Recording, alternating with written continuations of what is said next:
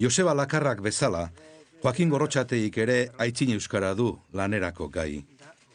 Arretaz begiratzen die berak, orain arte aurkitu diren Akitanieraren ia 500 lekukoei. Gehienak pertsona izenak dira, eta 200 inguru jainko eta jainkosenak. Guztiak dira, euskara eta gaztelaniaren lehen testutzat hartzen diren Donemiliaga kukulako glosa ospetsuak baino 1000 urte inguru lehenagokoak. Andraskoen artean oso gaurko edozein euskaldunek ulertuko lukeenak dira esate baterako Andere eta Andere izenaren deribatuak. Anderexo edo Anderexe esate baterako edo ezagutzen dugu beste bat ere neskato deitzen zena.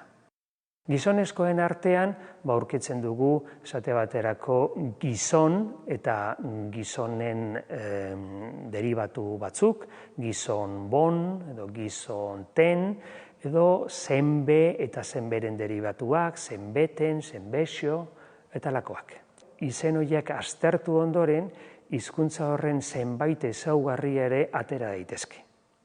Ezaugarri horiek batzuk geroko euskararekin, ondo ezagutzen dugun euskara historikoarekin batu egin daitezke, beste batzuk pixka bat ilunean gelditzen dira. Ondorio importanteena eta garrantzitsuena horixe da zuzen ere, dela 2000 urte iparraldean ordukoa, antzinako Akitanean euskara dokumentatu egiten dela.